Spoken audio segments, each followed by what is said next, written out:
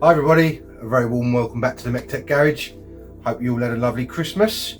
Hopefully you'll be seeing this video on New Year's Eve, and we are working on Poirot again today. We need to get this finished off. We've got to get the filler rub down, we've got to get this side primed and sealed underneath, and we've got to get the other side filler rub down, and also the other side we are ready to stone chip that side underneath, so we can get that done as well. And obviously what we'll do, we'll alternate sides while we're waiting for one side to dry. We can go on the other side and vice versa. So hopefully we'll get the bodywork near enough, as far as structure anyway is concerned, sorted out on this in this episode. I'm not sure whether we're going to get the wing done in this episode, but at least all the seals and the structural stuff will be done, and then we can concentrate on that one area at the front end. So I'm not going to waffle on, let's crack on and get some of this filler rubbed down.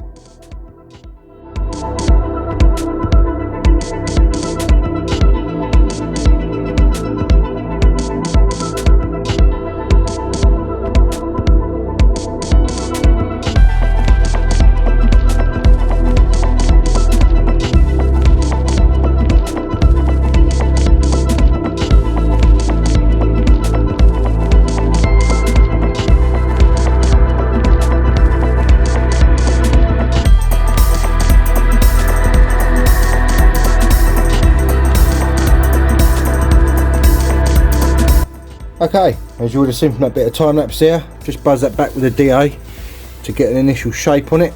Now as you can see, there's a little low spot here and a little low spot here. Stand a bit closer on eBay to see that just about. And he wants a little bit around here as well, so I need to put a little bit more in there, not much, just to get those bits level. And obviously under here, I need to do a bit more under here by hand. I've done a bit of it with the DA, because it's got these little raised pieces where the drain holes are. That's going to need going over by hand just to smooth that off, so I'm going to do that by hand.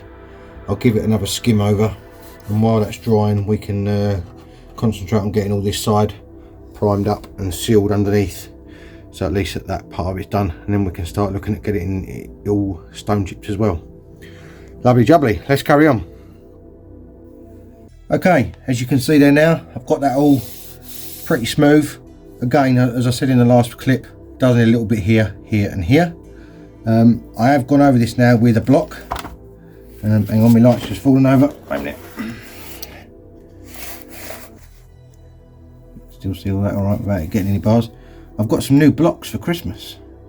They're these little Dura blocks. They come in a pack, all different shapes and sizes. I'll just show you quickly. This is the box you get.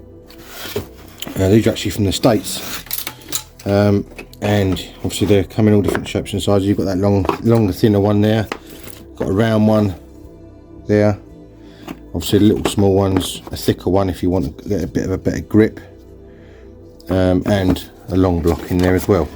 So they are really nice. Got those off my dad and stepmum, so thank you very much for those, lovely jubbly. And I've been using, as I say, that little block there to get in underneath on the pieces where those raised bits were under here. So this is all nice and smooth under here now. Again, so obviously this side and this side. So I've run that block over this main section as well with a finer paper. I initially used a 80 grit paper and then went to a 120 to obviously, sorry, not a 120, a 240 rather, and that has got that lovely and smooth on there now. I've got a nice defined line around here. Once I've got all the filler work done, I'm going to run some sealer in this seam just to stop any water getting in there. But I'm going to just mix up a little bit of filler now, just to, as I say, go into these low spots. 2 there and 1 there. That's not too bad really, considering that's only had 1 skim. I'm quite happy where that's come out. So yeah, lovely jubbly. I'll get that done, and then we can start getting this side primed underneath, where I've done the bits underneath, and sealed up, so it can be drying ready for stone chipping. And obviously while that's drying, then we can swap over to the other side and carry on with the other side. Let's crack on.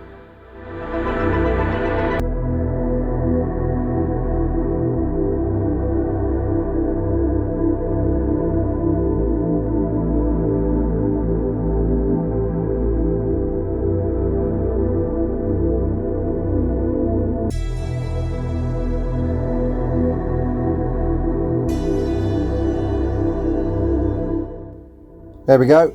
Have a couple of bits of filler on there now. And you can see by the rest of it, where I've rubbed it down, how thin it is. You can see the metal through it, so it shows there's only a very, very fine skim over that. There's not a lot on there at all. So once that goes off, obviously we can get that re-rubbed down again. Hopefully it'll blend in nice. Obviously just take your time and feather it in like you would with any layer of filler you're doing, you know. So yeah, pretty happy with that. So I'm going to get the inner arch piece cleaned up in there now, where the bare metal is, and get some primer on that, and then obviously we can get that sealed up, and the same with the bit underneath the front there, which we did. We can get some primer on that and get that sealed up as well, and then carry on with the other side. Let's crack on. Okay, I've just jacked the front up, and it would appear I've forgotten where I got up to.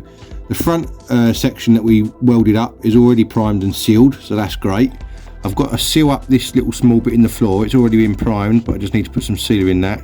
But before I put the sealer in that, I'm going to go down the whole side, the same as I did on the other side, and clean up all the floor pan all the way down with a wire brush and a grinder and some panel wipe, and also the rear arch as well. Get all the flaky bits off, and we'll get all rust converter put on the flaky bits, and obviously then that will hopefully protect it for a good time to come. So that is going to be the plan of attack now. I'm going to get all this cleaned up and go from there. Okay, as you can see under there now, I've done the same process as the other side with an angle grinder with a wire brush in, gone over, got all the loose flaky bits off, gone over it with rust converter, so hopefully that should hold things back. Same over there. I've also done the complete underside down here, underneath there all the way down, gone all the way along it with rust converter. We've got the sealer all put on this lower seal on this side now, so it's sealed between here. Obviously I've left the vent holes free, same on this back lip as well. Inside the arch there I've done the same with the sealer as I did the other side, so that is all sealed up nice all the way up that seam where it used to be sealed originally, because obviously all the sealer had come away. So that's all back to how it should be again. So that now is all ready for stone chipping. So yeah, that's good. I'm going to get everything masked up to the back of this chassis leg here, and I'm going to just drop some paper down so that it doesn't just spray everywhere, because I'm going to be using that air compressor with the gravity guard in, and it does tend to go absolutely everywhere if you're not careful. So we're going to be using the air compressor gravity guard on the floor and all the inner arches and everything else, and then on this bit now you can see, let me move the light so you can see, on the MX5s up to this body line down has got a stone chip effect to it from new. They're all like that. It's not been covered over with anything. That is how they are. Now on the other side, when I did the bottom of the wing, I used the gravity guard to re-stone chip it, but it's too coarse. So I've actually got some aerosol stone chip to go over this with, to hopefully try and match it in with the same coarseness as what this is, which isn't very much. It's quite fine and quite sort of understated. So that is the plan for that. So this is going to be using a different stone chip, same make, still made by U-Pole, but it's just in a can, and because it's in a can, it's coming out of a smaller nozzle. It does tend to come out a little bit finer, which is what we want. So that's good, but that's going to be after, because obviously I'm not too worried about getting the outside done yet. I want to get all the underside done, so I haven't got to keep getting underneath the car, and I can concentrate on getting the outside seals and everything tidied up nice with the DA and whatever else. Another thing that we're probably going to try and do while we've got the car this way round, I haven't finalised this in my head yet, is I'm going to get it all stone chipped, and then I'm going to do the brakes on this side, because otherwise I've got to keep turning the car around one side to the other, because the other side's tight to the wall at the moment. So it may be that we do all the stone chipping, let that start going off. Obviously while that's going off, I'm going to give it 2 coats, so while that's going off I can then get the brakes fitted, which is new discs and pads all round, and then we can give it a 2nd coat, then we can put the wheels back on, and then we can swap it round, do the other side. So that is the plan, hopefully. Let's carry on.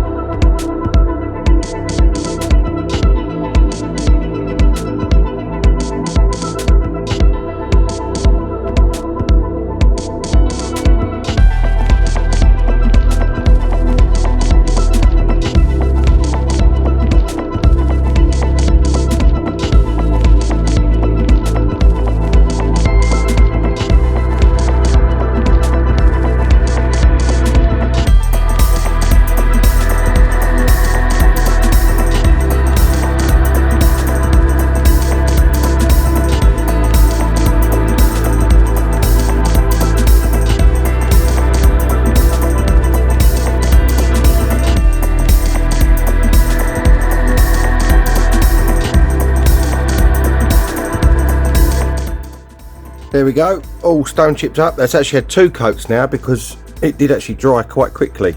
And I thought to myself, I don't want to be unmasking all that to do the brakes while I'm halfway through coats. So that has actually had two coats all the way underneath the arch now. 2 coats up underneath here. Hang on a minute, my tripod's getting caught up. There we go, that's all nice uniform colour. And all the bit I've done at the back here, remove the light, you can see is now all nice and uniform colour as well.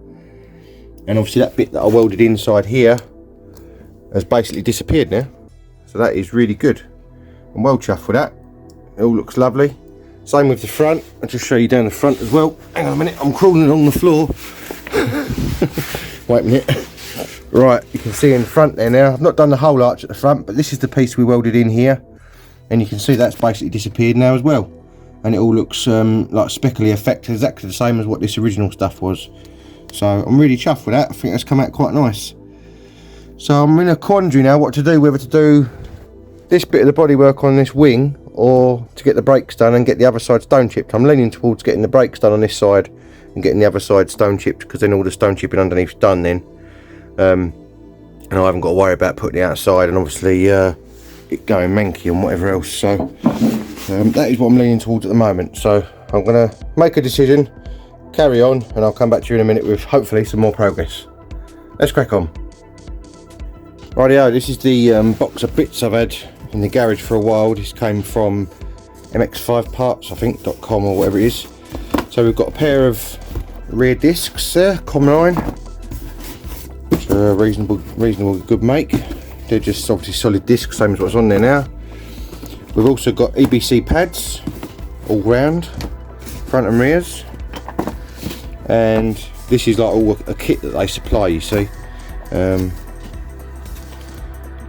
That's the invoice there. So the whole kit came to 93 quid. So that's not too bad, is it? And then you've got Phoebe Bilstein front discs, a pair of them in there. So we'll start with the rear, get those swapped over, because as I say, obviously I cleaned them all up before, got the handbrake working, but I wasn't happy with how the pitted the discs were and obviously how they were performing. So we'll get these swapped out for the new ones, and that should hopefully make a big improvement. And I thought, well, while I'm doing the back, I might as well do the front as well. So hence buying the whole complete kit. Let's crack on. One thing that I am going to do, which you're probably going to think I'm mad, but you can see on this disc where the pitching has obviously started on the edge and in the middle, where obviously the pad doesn't run effectively, and I didn't want that to happen on the new one. So I've got some of this stuff, which is cold zinc galv spray, and I'm basically just going to dust some of that over the new disc. Not too much obviously, because I want the pad to wear it off where it needs to, but I want it to stay on where it doesn't, so then effectively the disc hopefully won't rust. Now if you saw my Citroen C1 video, the discs had a coating on them which is basically like a paint from factory, and obviously that is to prevent that very thing from happening, stop them rusting. So I'm going to basically try and recreate that on these with this cold zinc galv spray. Now this stuff is really good, it dries really quick as well, and obviously what I'll do, I'll get it in the areas that I want it to be, as far as around the middles and obviously around the edges, and I'll try and just get it so it's as least amount as possible on the surface it's going to be breaking, so that it wears off really quick, and then hopefully that will wear itself in to obviously make a nice straight line around it and make it look neat, and obviously protect it at the same time. So I'm going to do that, and then I can get one fitted hopefully, and then carry on. There you can see there now I've done both the backs on these rear discs, and you can see if I go in close, I've got it obviously on both sides, but you can see the middle is basically almost down to metal, so that will take seconds to for the brake discs to wear that off. So there's not a lot on there, but I've gone right around the edges, and obviously it's overlapped on the edge of this disc a bit, which is good, because if you look on the edge of this one you can see where it doesn't rub, so it needs to be over the edge a little bit, obviously then to create that band in the middle there. So that's good. So I'll let that go off. This stuff dries really quick, so I'll let that go off, make sure I've covered it all, and then I'll flip them over, do the other side, do the same with the fronts, and we should be good to fit them. Let's carry on. Okay, I've just actually got these front discs out to do the same, and obviously because they're a different make, they're actually already done. So that's handy. You can see that it's got grey paint on the inner hub area there and grey paint on this edge here, which is brilliant because that's basically all I was going to do.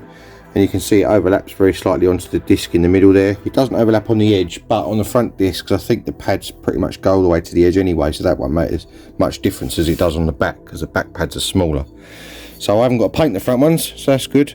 I might give the inside there a little dusting over, just so it's got something over it on that cast area inside there, because otherwise you do tend to find the vented bits inside there do go rusty, and obviously then they don't vent as well, which means you get obviously brake fade if you're not careful. So I might just give that a little dust over inside, and obviously I can leave the fronts because they're all good. So lovely jubbly, let's carry on.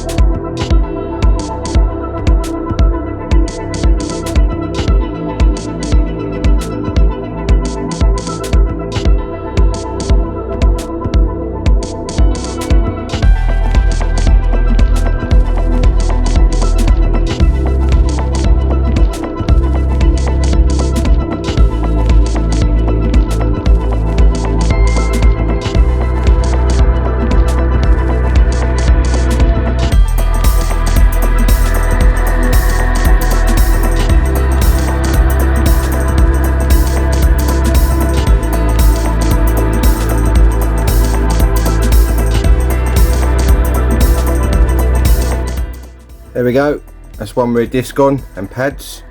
I completely forgot how the winder mechanism worked on the handbrake, so it was a bit of a to and fro with that, but still, we got there in the end. So there's new pads on there now, new discs, or a new disc. I'm going to do the front one now on this side while we're here, and then we can get the car turned around and we can start on getting the stone chip in and the filler work rubbed down on the other side. Let's carry on.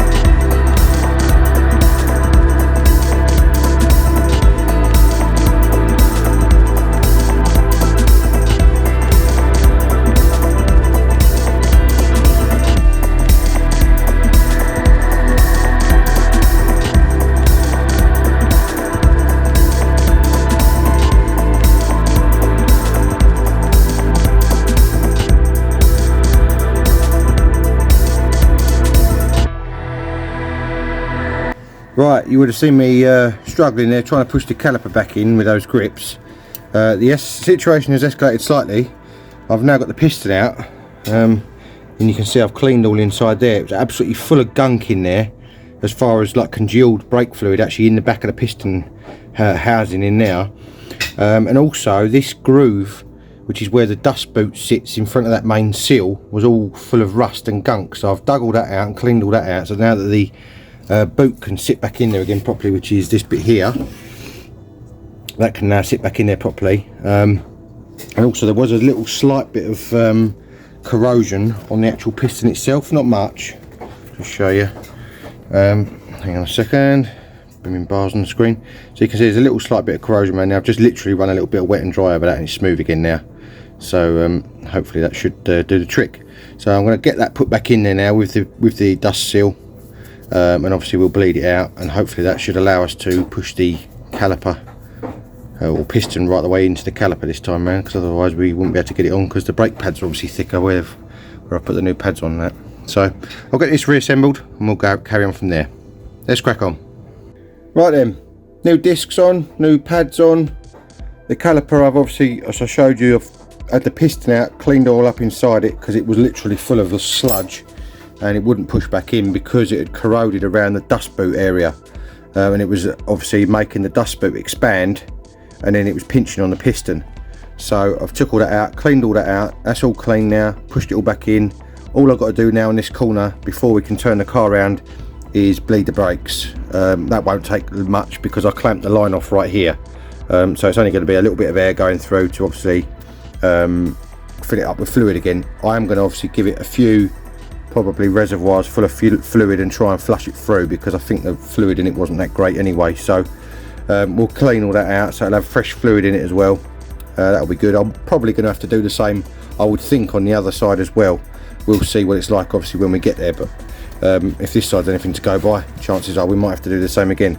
But at least that's all on there now and it's all new, so that's good. Lovely jubbly. I'm going to get this bled with Mrs. MEC-TEC's help, and then I will come back to you once I've done that and spun it all round and got it around the other way, and we'll have a look at what we've got to do next on the other side. Let's carry on. Okay, another little update for you inside the car again. I've now primed, sealed and painted that little plate that we put in the floor there. That is the original Silverstone colour that I've painted that with, that I had mixed up ages ago when I did the other wing when I very first got the car. So although it looks slightly off, that is supposedly the right colour, but obviously it won't look right because all the other stuff around it's discoloured slightly. So now I'm going to get all this bolted back in before I turn the car around, because it's easier to get to obviously because I'm on the right side at the moment. So I'm going to get this bolted back in, then we'll get the car turned around and get it back up in here on the other side. Let's carry on. Here we go, that's all bolted back in. We've got 3 bolts along the top, 3 bolts along the bottom, 1 nut and 1 bolt at the top, and obviously that runner went in before it. You can see that's where we've welded it. Looks pretty neat. No one would ever know. So I'm going to put all the carpet back down. We've got 1 trim to go along here, which is the plastic seal cover, which is just held on by self tappers into these little plastic clips, and then we're done on the inside. I've even given it a little hoover under the carpet, so it's as tidy as it can be in there. Sad, I know, but you know, is what it is. I can't help it. Let's crack on.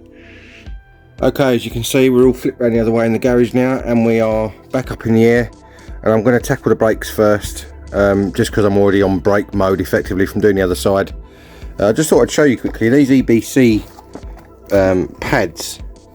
I'm just looking at them and they've got like a funny coating on them. It turns out it's got a brake bedding in compound or coating on them, and if you I'll show you the pad, it's got this on it, see, it's like a red braking coating, so it breaks in the pads and the discs at the same time, which is perfect for obviously rubbing that bit of paint off on that disc over there that I've put on. So I just thought I'd show you that. I've never seen that on a pad before, so that's quite cool. It's almost like a rubbery, not rubbery, but it's like a textured surface. So yeah, it shows you on the box there. Just thought I'd show you quickly. So I'm not going to time lapse this side because obviously you saw me do the other side. I'm going to get the disc and pad swapped over on the back and the front while we're in brake mode. Then that part of the job's done. Then I can get it all masked up and start getting all this arch and floor pan stone chipped on this side. Let's carry on. Rightio, it is the next day and I was up till about 1:30, 2 in the morning yesterday doing this. So I've got the rear disc and caliper and pads on there. That's all done. We're at the front now, and unfortunately we're in the same predicament as the other side as I thought. I'll just show you. Obviously we've got the disc and pads and carrier back on, but the piston was stuck and wouldn't push back in again. I'm going to attempt to show you this. In fact, let me get you set up on a tripod and I will show you what is occurring and what happened on the same as the other side as well. I'll come back to you in a second.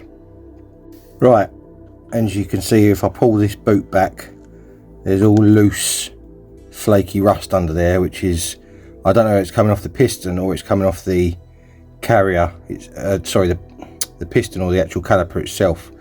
But that was obviously stopping it pushing back in. So basically I'm going to have to do the same as the other side, push the piston right out, give it a good old clean up, and then obviously put it all back in, and hopefully it'll be fine again.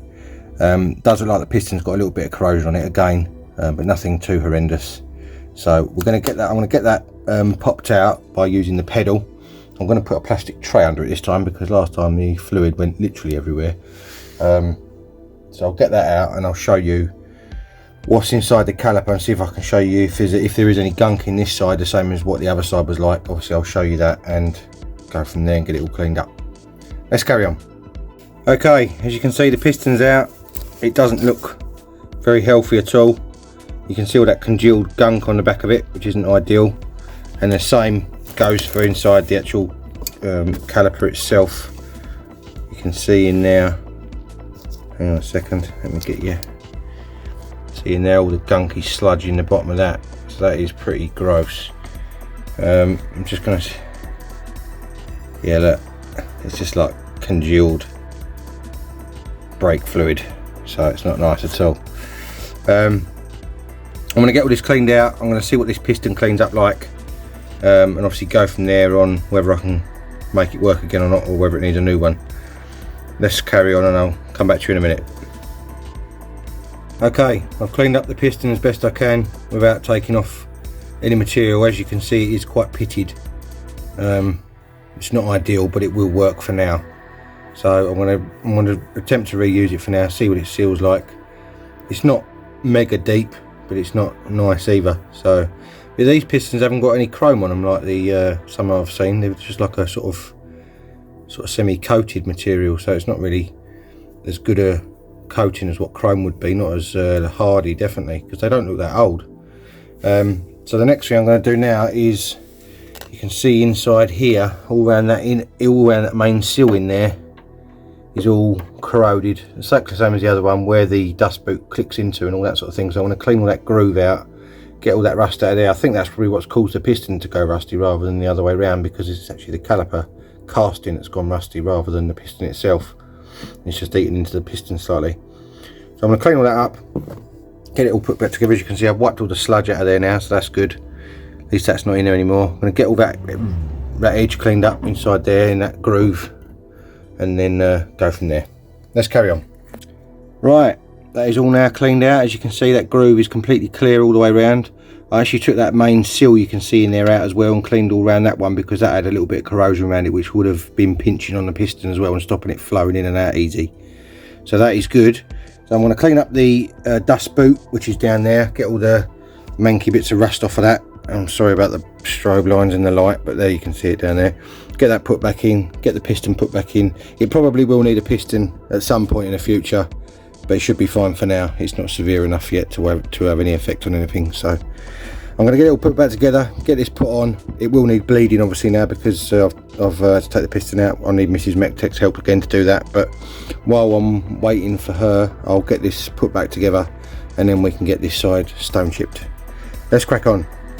Rightio, brakes are now complete, apart from bleeding this one corner, which I'll do, as I say, when Mrs. MEC-TEC's available. That is done. Pads, discs all round, calipers cleaned up on the front and degunked, pistons cleaned up as best as they can be for now. They should work just fine. And yeah, so now we are hopefully going to get some stone chipping done. Let's carry on.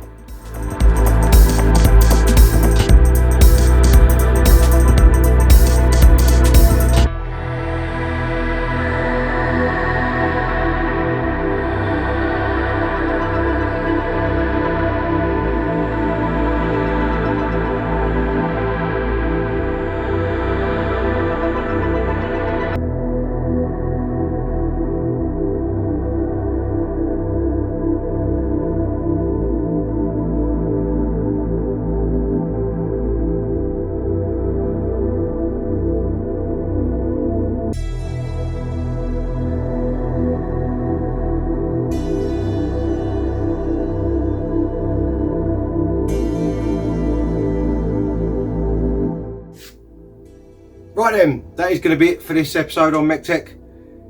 Considering I wasn't thinking I was going to get an episode out this week, I think I've done all right. Now, I was up late last night and a couple of nights previously trying to get some work done on the old car. And we have done some good progress. We've got all the brakes done. We've got most of the stone chipping done. We've got the filler work done on the passenger side now. I've still got to rub this filler down on this side and add a little bit more because I didn't put any underneath on the plug welds. I forgot about that for some reason. Don't know why I didn't do that, but anyway. So yeah, this is the final video of 2021. Goodbye 2021, thank God for that. And a little milestone for me, I hit 400 subscribers yesterday, so thank you very much to everyone who's subscribed. Really do appreciate that. I'm actually up to 401 now, so it's even better. So yeah, not big in YouTube terms, but obviously a little milestone for me, so that's superb. Now remember, I have got Instagram, MEC_TEC 1985, and I have got the Facebook page MEC-TEC. If you want to look me up on there, I'll have little sort of pictures going through the week of things I've been doing and getting up to. And if you do like what you see, consider hitting that subscribe button if you are new to the channel, and give us a like on the videos. That will also help me out a lot. I really do appreciate it.